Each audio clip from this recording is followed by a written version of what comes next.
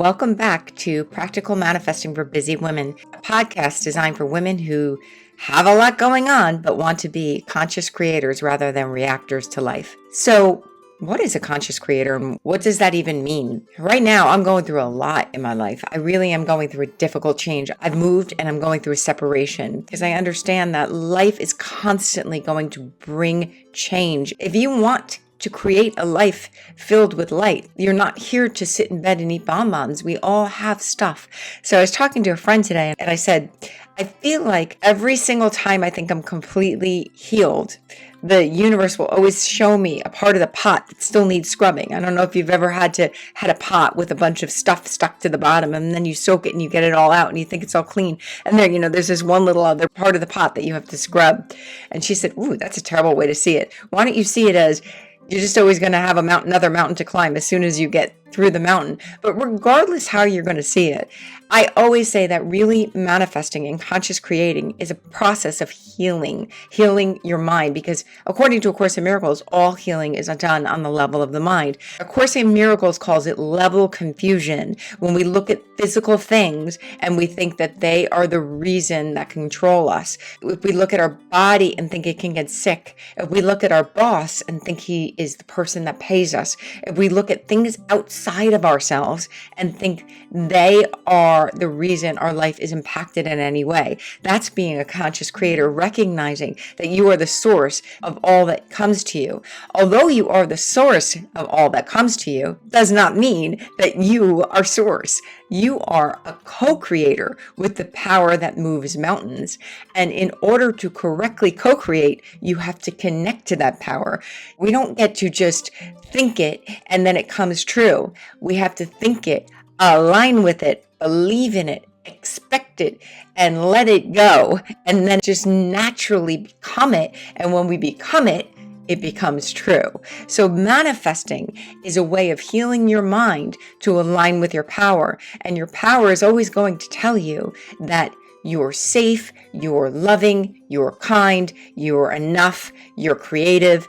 But you've come here today to this planet at this time to express the version of that resonates to the best version of you. There is a highest version of all of us. And I do believe that we can be the highest version of ourselves.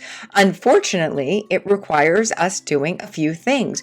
First place, we have to be reflective. We don't get an option of not looking at ourselves. So I'm going through this change in my relationship and I'm really looking at my part. Where was I being unkind? Where was I being self-centered? Where was I being not loving? Where was I having an expectation of someone that I wasn't clear about? And then I also had to look at the role of the other person. What were they really doing? And one of the nice things about a separation, if you're going through a separation, is it gives you an opportunity to look at it from a more neutral place. If you're driving your car on the road and you're trying to figure out which way to turn, it is so much easier to have a bird's eye view. And so what this separation has done is it's created an opportunity for us both to have a bird's eye view about what is right, what we want, what our rules are, and what we want to create going forward. But that doesn't mean there isn't an emotional piece.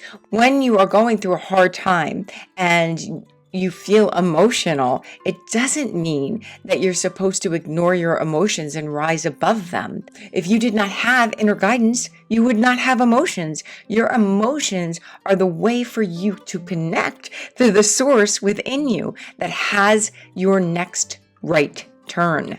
All manifesting is an approach to guiding your life in step-by-step directions from your inner guidance that is your emotional self that will help you know your next best right turn.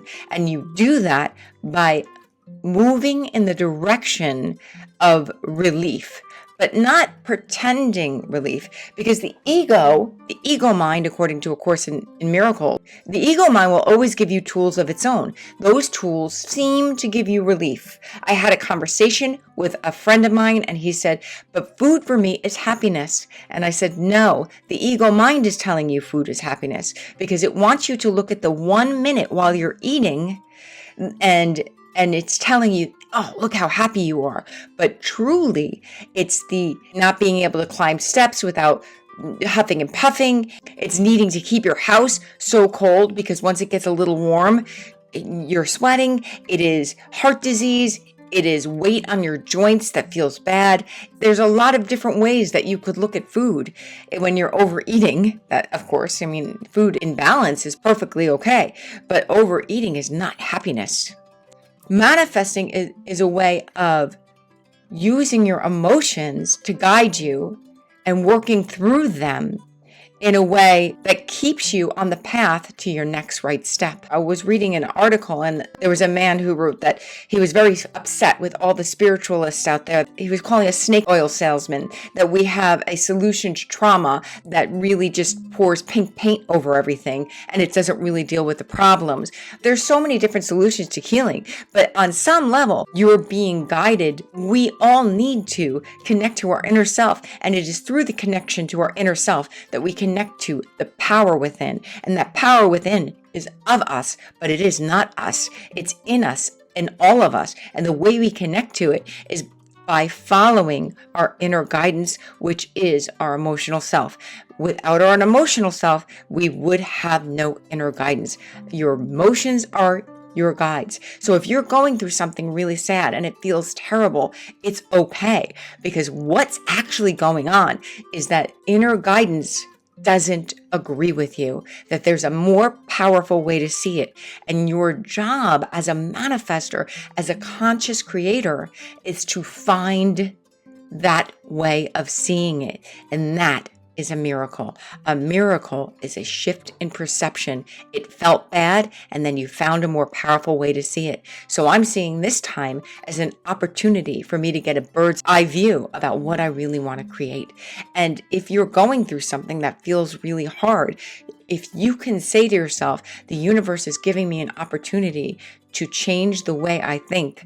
And your job is to find that more powerful thought, to simply find a more powerful thought. We all go through trauma in life. And I'm not saying that trauma isn't hard. And I'm not saying that there's not times in our lives where we have to figure out ways to deal with that trauma in medical situations or medical doctors. But I'm also saying don't discount your inner guidance. Your inner guidance is your connection to your spiritual power. And that spiritual power is your way out. And the way to do it is just to simply notice the way you feel. And when you're feeling less than happy, when you're feeling less than content even, say to yourself, I'm feeling less than content. So it's actually not highest truth, because highest truth will always lead me to content. So that means that I'm thinking something that is not ultimately true.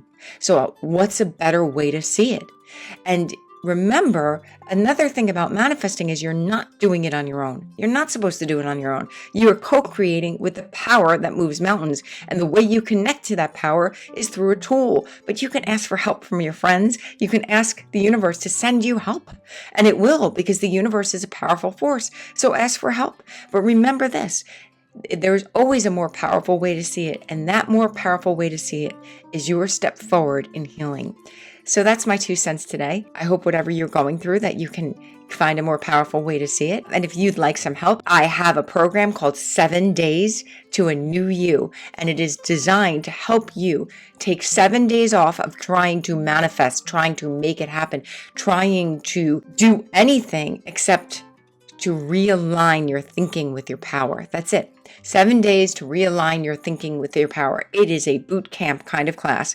In this course, you get 3 videos, one for the morning, one for the afternoon, and one for the evening. You get a meditation video, so 4 every day total. You also get a worksheet of guidance for the morning, guidance for the afternoon, and guidance for the evening. And by the end of 7 days, your thinking is going to be reprogrammed to align with your power. If you're struggling in a relationship, I also have a program called 28 Days to an Awesome Relationship. And it is about, in 28 days, finding a way to heal a relationship. And really, remember, healing a relationship doesn't necessarily mean that you end up together. Healing a relationship means that you stay in your power and stay on the platform of love the entire time. And you remain your biggest self in the relationship, your highest potential.